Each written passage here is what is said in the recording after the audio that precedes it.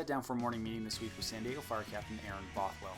Aaron's an advocate of the Dave Ramsey approach to financial planning, which he used to help him crush $70,000 in debt in just over 2.5 years. And he's been going step by step ever since to accomplish his goals. I hope you enjoy it. All right, hey Aaron, welcome to the bullpen. Thanks for meeting me. No, thanks for having me. Appreciate it. Well, let me first start off by saying happy birthday. I know you just recently had a birthday. Thank you. Appreciate it. And my gift to you is having you share this defining moment with me. So congratulations. Well, I couldn't ask for a better gift, to see you just within days of my birthday. It's amazing. Well, what more can someone ask for, right? Not much. Yeah, that's right. Did you do anything fun? My wife made a big old pizookie, kind of like what they do at BJ's. So I couldn't really think of a cake that I wanted. So one of my daughters said, let's do a giant cookie. And I said, let's do it. It was awesome. Yeah, beautiful.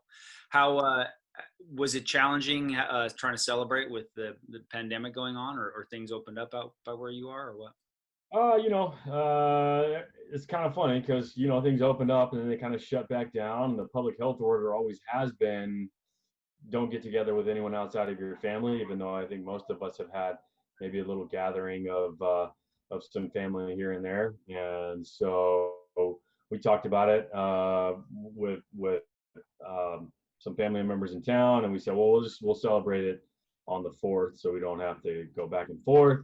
And then it looked like we weren't even going to do that because of the shutdown and just some of the stuff involved with that, and fears, founded or unfounded, about some exponential contacts just based on where family members may or may not have been throughout the week. And so it's all good though, kind of in the fire service, we get used to celebrating holidays and birthdays on days that aren't the actual day. And so we had a great time with just my immediate family here, and then saw some other family members on the 4th. So it was good. Right on. Yeah, the days they're just arbitrary, I guess. And one thing's for sure is you won't soon forget the way you celebrated in 2020. This has been a weird year, and everybody's trying to figure it out. So that's all good. For sure. Well, cool, man. You ready to get this thing going? Let's get it. All right. Well, here comes your first alarm. As you well know, on the fire department, a first alarm assignment has 4 engines and a truck. But here at the firehouse, I'll ask you 4 questions. You give us 1 piece of advice. That sound good? Sounds like a plan. All right. Well, here we go. On your first alarm, you are first in. So when you're first in, I need to size up. That's who you are, where you work, and how long you've been doing it. All right. My name is Aaron Bothwell. I work for the San Diego Fire Department. I've been doing that for 16 years, and I work in our professional standards unit currently. So those of you unfamiliar, the closest analogy would be internal affairs at a police department. So you're more used to doing the interviewing rather than having the cameras turn around on you.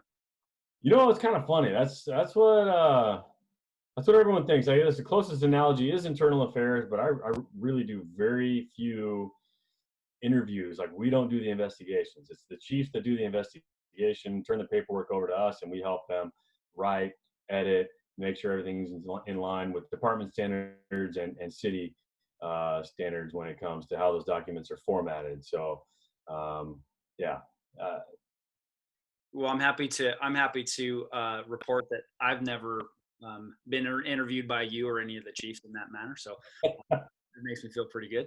Yeah, that's a good thing. It's a good thing. Oh, for sure. And I'm definitely happy to be connecting with you in this arena here. So with that in mind, how did your journey in personal finance, or your journey towards financial literacy, start? How did you get started down that path? Yeah, I kind of always have been one to hold on to my money. Even as a kid going to camp or whatever, I'd get however much money, and I'd make sure that I spent it wisely on the way that I wanted to. Some of my friends would blow all their money in the first day or 2 on candy. I'd say some of that probably comes from my mom, who probably got it from her dad, who grew up during the Depression, and he held on to everything. He taught her some valuable financial lessons. Stuff like paying your car loan off early, and making sure you have a rainy day fund and stuff like that has always been something that I've had at the very least at the back of my mind, if not at the forefront of my mind. But it wasn't until I had my first daughter 10 years ago now. My wife stopped working. She stayed at home. I was paying the bills and thought, on paper, the paycheck versus the monthly bills, it should have worked out fine. But I found, every couple of months I was having to go to the savings account, and it didn't make sense to me. Why? Because again, on paper, it should have been fine. And what I realized, so we found Dave Ramsey, first from my mom, and then on a drive back from somewhere. He was a replay on a Saturday night, and went and took a look at his website. And for those that are unfamiliar, can you just explain who Dave Ramsey is? Yeah, Dave Ramsey, he's a nationally syndicated radio host who talks about personal finance, and his big thing is to get out of debt. Don't get into debt if you're out of debt. Pay off your debt as fast as possible, and be smart with your money. He's got the 7 baby steps. The first one is to save up $1,000. We talked before about how 40% of the country, I think, when this pandemic first hit, when the shutdown first hit, the numbers were out there, like 40% of Americans wouldn't even be able to take a $400 hit to their budget. And so his thing is save up $1,000 right away, which will help prevent you from having to use your credit card again if an emergency comes up. The next thing is to pay off all your debt as fast as possible using the debt snowball. And what that is you pick your thing with the lowest balance, pay that off as quick as possible, and all that money that you were paying on that first one, now you roll into the second one. Once the second one's paid off, all that money you take and pay off the third one, and you see how quickly debt can go down when you do that. What's the idea behind paying off the smallest one first? Why not just try to tackle your big one first? What's the idea there? I've heard that before, or the one with the highest interest rate. Well, just pay off the highest interest rate one, and you'll save money faster. And in our case, my wife is super good with Excel. I'm halfway decent with it, and so we threw up all of our debt on an Excel spreadsheet, and we did like 3 or 4 different calculations. What if we pay off the one with the highest interest rate? What if we pay off the one with the lowest balance?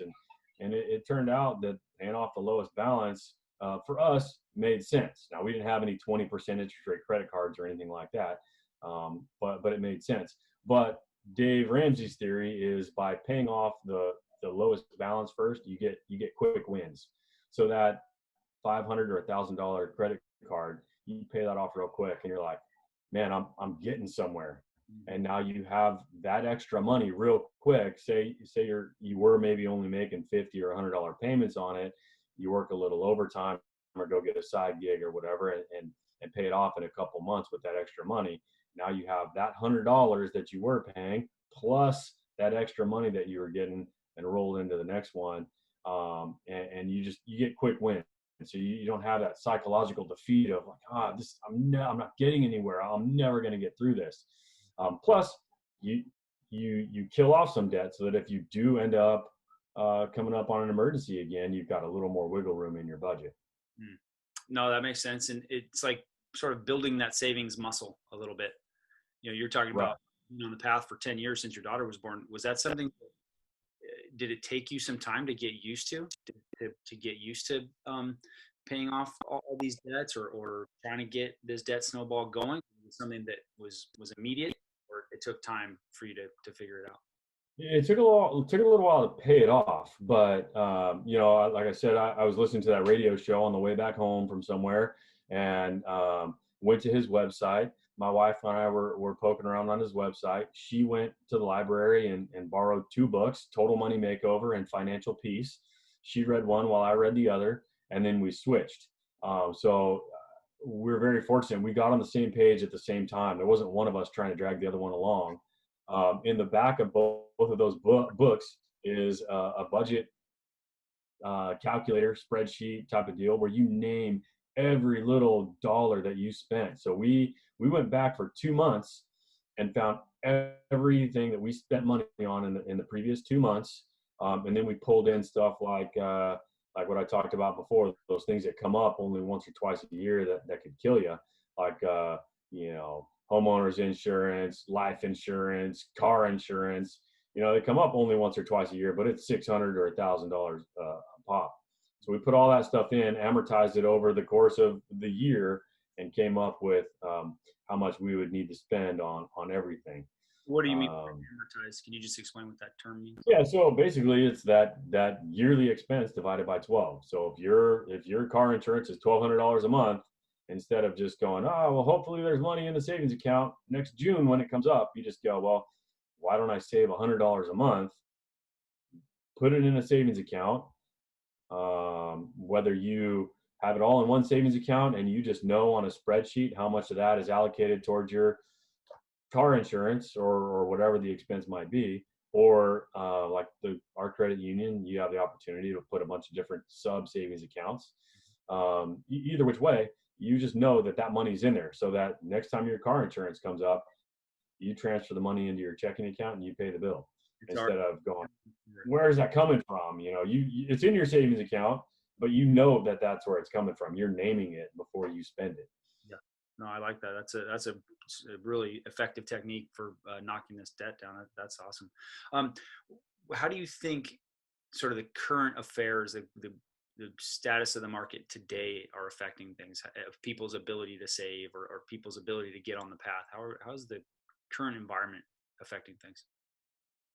Well, if nothing else, it should be a motivator, so that when folks do get the chance to earn some money, they put that extra money away so that they have time to save like this. And that's one of the first things I thought when they started shutting things down. I had it in my head, and then I heard the stat on the radio: hey, 40% of Americans can't take a $400 hit. You just lost your job. You're very likely to take a $400 hit. If you got a little money saved up, you can be the person that goes to the grocery store and saves up on some non-perishable canned food items, so that if stuff really gets bad, you've got extra stores up in your garage or your pantry or whatever, to be able to handle that. And so, those people that are living paycheck to paycheck, people that have too much month left at the end of their money, and then they just lost their job on top of it. Wow, that's going to be a huge hit. So if you have a budget and you live within your means, and then you've got 3 to 6 months worth of savings, which is baby step 3, it's going to lessen that stress, so that when something hits, you're going to be a little more able, okay, we've got 3 to 6 months before it's gonna get tight. And in that time, hopefully you can find some sort of job or invent some sort of job for yourself where you can make ends meet. Yeah, for sure. Or at least cut down those extra expenses, cutting down going to the restaurants and stuff like that, and you pick up the unemployment, you can make your ends meet a little better. Yeah, for sure. And for us, I feel very grateful that we have such a secure form of employment. Like, we're not likely to get laid off, but they always say the best time to repair the roof is when the sun is shining. So coming up with that emergency fund, then paying down all your debt, then building up the 3 to 6 months worth of, just finishing out that emergency fund. And I'll link to a video I did on emergency funds in the notes. But it is, if you haven't taken the time to do that yet, it's imperative that everybody listening here does that. Figure out a way to get that $1,000 saved up, whether it means stop going to the bars, whether it means picking up a side hustle or leveraging your skills and abilities some other way. You have to have that little bit of cushion for those things that inevitably will come up. So I just love that point. So I think you kind of left off on the third baby step. What would finish out the 7 steps? The fourth step is to save 15%. And so, and he says first in a Roth IRA, because that's tax-free when you pull it out, and then a 401k. And that's something that people, that's his take.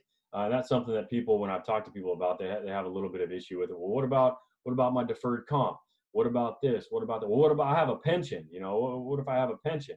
Well, Dave's thought on that is nothing's guaranteed. And we saw, recently within the last, I don't know how long ago the cases with Stockton and San Bernardino are. They're coming after our pensions all the time.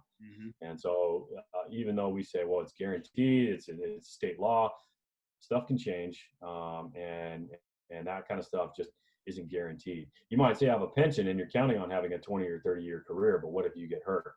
You know, what happens if your spouse's 401k, you know, takes a dive or whatever? And so he says put 15% away over and above your pension.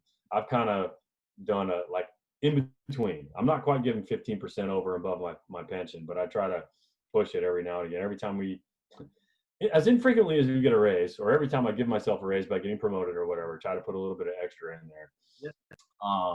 After that, it's save up money for your kids' college, and then pay off your house early. And then the last step is to build wealth and to give it away. So Dave Ramsey's he's a Christian guy, so he initially thinks about and that's part of making your budget is putting tithes first. But he says, hey, even if you're not a Christian, and even if you're not coming from a faith-based religion where that would be part of your tenets and part of your faith, he says you give that money away anyway. Give 10% away, and it just kind of helps to see that there's other people in the world other than you. But then as part of baby step 7, build wealth and give it away, man. You'd have the opportunity, if you're really building wealth, to help somebody, help somebody on the job who's come down with cancer, or whose spouse passed away. Someone comes up on some hard times. I mean, it's just a great feeling to be able to help out in those kinds of instances. No, absolutely. There's so many. So yeah, that round. Yeah, no, there are so many just causes out there that, but it's the point of it is to help, give away some of the wealth that you earned, and just that feeling of giving back is really powerful. And it's actually a huge motivation of why the FIREhouse exists itself. But something you talked about in baby steps, whether you're going to save 15% and put it to a 401k or for comp 57, whatever it is, a Roth, you're going to have to project a little bit on what tax bracket you think you're going to be in. And so personal finance being personal, each person listening to this is going to have to, sort of guess a little bit or project what tax bracket you think you'll fall into, and then contribute to that, whatever investment vehicle is going to be best for you, whether it's pre-tax or post-tax sort of thing. And most of us are going to be in a higher tax bracket, right? If you're in your 20s or 30s and you don't leave employment at a higher tax bracket than you are now in 20 or 30 or even 10 years from now, something maybe isn't quite right. Either through promotion or outside jobs or even cost of living increases, which I know in our realm it just hasn't been happening, but something's going to happen where over the course of 20 or 30 years, you are more likely to be in a higher tax bracket than you are now. And so that's, definitely something to consider. So by putting into those Roth types of investment vehicles, when you put it in post-tax, then you're not taxed on it when you take it out. When you pull it out. Yeah, no, exactly. And I talked to Robert Logan on this show a couple of weeks ago, and he talks about making yourself more valuable by, getting yourself pay raises via promotion or going to specialty stations. We get a pay differential here in San Diego if we go to some of the specialty stations like hazmat or technical rescue or things like that. So there are ways of increasing your income, and which will likely lead to a higher tax bracket down the way. And the other thing I think about too, man, is just look, taking out my crystal ball, I don't see our taxes being reduced. I mean, our deficit is in the trillions of dollars. I can't see us not trying to tax our way out of that thing. So I have to imagine most people will find themselves in 15 or 20 years in a higher tax bracket than they are today. But that's just my opinion on that. Looking back over the last 10 or 15 years or 16 years since you came on the job, what would you have done differently? Is there something that sticks out in your mind that you're thinking, I wish I could go back and take a do-over on that one? Oh man, just reading those 2 books by Dave Ramsey, and I knew what compound interest was before, but really getting a grasp on compounded interest, I'm just like, dude. and looking at how much money I've spent on interest, whether it be for a home loan or a car loan, I'm like, I kick myself. I kick myself for not getting on a stricter budget sooner. I'm not one to go out and spend hundreds of dollars on a night out or anything like that. But just if I had, when I paid off one truck, instead of going, well, shoot, I just got a raise, let me go get a bigger, better truck. I would have been fine with that little Ranger that I had, and I could have saved up the money to pay cash for the next one, or I could have saved up the money to have had a down payment when I bought my first condo, instead of doing an 80-20 type of loan that just cost me way more than it needed to. So just getting on a better, when I say strict, people are going to be like, no, I want to be able to live a little bit. I want to be able to have fun. But if I had gone on a better, stricter budget, I would be much better positioned now than I am. Yeah, no, and I think everybody listening to that will that's gonna hit home for a lot of people, because I think we can all raise our hands up and think of things that we wish we would have gone back and done differently. And obviously we can't, but what we can do is learn from those mistakes, pass it down to the next generation of people coming up, just like your grandfather did for your mom and your mom did for you, trying to get you on the right path at an early age. And that's what we can do. But I also want to emphasize the fact that no matter where you are, if you got 20 years behind you and 40 years of retirement ahead of you, it's never too late, right? You can still implement these best practices from people like Dave Ramsey and others that are they're just fundamental tenets of good financial discipline, right? It's just Right. don't spend more than you earn. And just try to save some amount. If it's 5%, if you can't make it to 15%, save 5%. Save $5. Who cares? Because you've got to start building momentum, right? You got to start somewhere, and you got to start where you're standing. Build a little bit of momentum, and it's going to be hard in the beginning, right? It takes. I heard that it takes within the first 5 minutes of a rocket ship blasting off, it uses as much fuel as it's going to in its entire journey. So it takes a ton of energy to get started, to get moving. But once you get out into orbit, out into space, then it's not as hard. But you got to build up momentum at first. So I just want that. I want that message to ring clear for everybody. It doesn't matter where you're at. You just got to start today and take a step today, take a step tomorrow, and so on and so forth. And before you know it, you're looking back, and 10 years time, which probably went by in a flash, but now you've paid down your debt, and now you're on your way. So I think that's pretty awesome. Yeah, and I think that's huge to say it's never too late. It's never too late. You could be on the tail end of your retirement and still have some outstanding stuff out there. That doesn't mean you can't. If you're in the drop, take some of that drop and get it down, or you're not retired yet, so take advantage of whatever overtime there may be out there. You talked about momentum, and something triggered in my mind about that is that it's a lot easier to do it when you're solo. So if you're not married or tied down yet, get yourself in a good place before that happens. If you are married, or you've got a significant other that you're sharing finances with, do your best to get on the same page at the same time. You're doing a lot less of push-pull, and as much effort as it takes to get into that good habit, it's a lot easier if you're walking together as opposed to playing tug of war. No, for sure. Can you give us a piece of advice, maybe as it relates to personal finance or personal development or anything? And then also, I want a two-part question on that. If there is somebody that is married, or in your words, tied down. I don't personally feel tied down. I feel it's been just an absolute blessing to be married, but I'll use your words. Committed. If you're married or otherwise committed, how about that? There you go. To get your spouse or your significant other on the same page, because I'm fortunate that my wife and I are on the same page, but I get the sense that not everybody's like that. So 2 questions for you. Somebody starting out on the path, trying to get a little bit more financially literate or a little bit better at their personal finances, and then also trying to get your significant other on the path as well. Yeah. So, I mean, just starting out is find somebody who knows what they're talking about. And it's hard if you're just starting out to figure out who knows what. I had people give me advice like, you just got to get in the real estate market. And the minute that I did, it just dropped off the end of the cliff. Um, so, find some sort of mentor, read some books,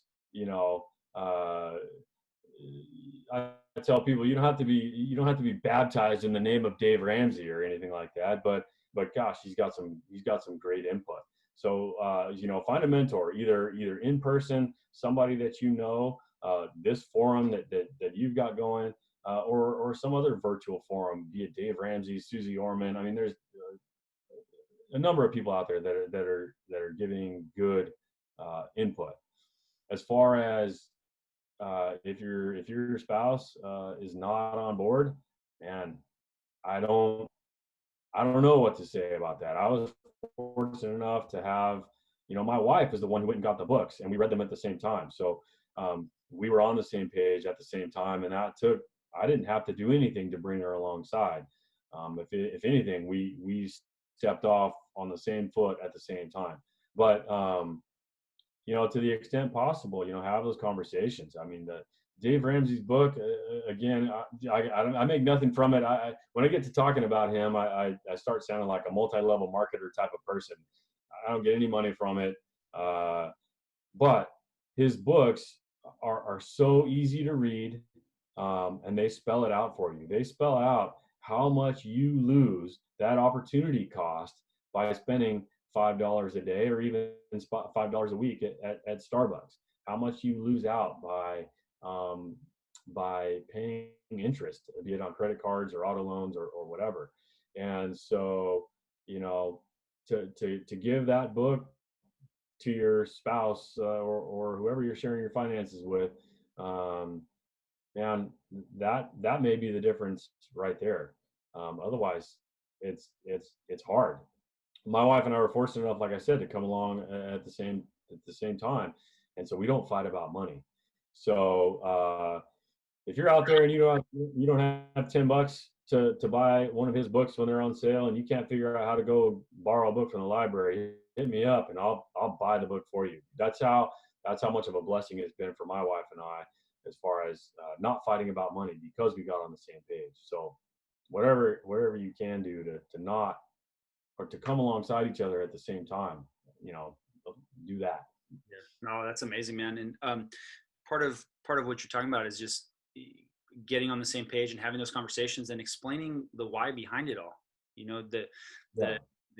the amount of interest you're paying on a credit card, for example, might not feel like that much up front, but when it's compounded over several months, if you're not paying off those balances, it's devastating to you. And sometimes it just takes explaining that to your significant other, and sitting down and going through and mapping out what life could look like if you get rid of a lot of that consumer debt. So I think that's really good. And the other piece I was going to touch on was, finding a mentor. If you are looking for a mentor, do yourself a favor and find out how you could be of value to them prior to even approaching them. So figure out what they need to make their business more efficient, to make their lives a little easier, and approach them with that and say, hey, I noticed that I could provide this service to you, and I'll do it for free if you just let me tag along and you kind of show me the ropes. I think that's a really good way of finding a mentor that's willing to help. So I just wanted to tag on to what you said there, because I really liked it. Right. Yeah. Well, awesome. Right. Well, cool, man. Yeah, with that, looks like you got knocked down on your first alarm. Sounds good. Sounds good. That's your first time. So with that, where can, if you want to know more about you, where can they find you? Yeah, if you work for San Diego Fire Department, hit me up. You can look me up on Telestaff. You can get my phone number off of there. If not, you can find me on Facebook. It's just Aaron or Aaron Bothwell, Bothwell, and you can hit me up on there. If that doesn't work for you, you can't find me for whatever reason, just hit Kyle up and he can get you in contact with me. Perfect. Yeah, no, I think people listening will really appreciate that, and you will be getting some people contacting you for sure. And as we touched on in the beginning, it's always best if they're contacting you instead of you contacting them, because that usually means that they're in trouble. Yeah, it's a lot better that you're hitting me up than Right. me tracking you down. That's right. Well, right on. Hey, Aaron, I really appreciate your time today, man. This was awesome. Thanks a lot. Awesome, thank you. It's good talk. Appreciate it. There you go. All right, thanks again to Aaron, or Ron, for meeting me here in the bullpen. His message of building an emergency fund of $1,000, paying down your debt, and then increasing your savings rate is valid in any economic conditions. But as the saying goes, the best time to plant a tree is 20 years ago. The next best time is right now. So you have to take a step today and then another step tomorrow to build the momentum to get you down that path towards financial freedom. If you'd like to learn more about Aaron, he's on Facebook at Aaron Bothwell. That's AARONBOTHWEL. If you'd like to learn more about us, we're on Facebook at The FIREhouse. That's F.I.R.E.house. On Instagram, the _fire_house. On LinkedIn at The FIREhouse Investors, or any place you listen to podcasts. If you learned something today and you want to hear more, please like, share, and subscribe. But no matter what you do, take this information, go out there, and get some. Station F.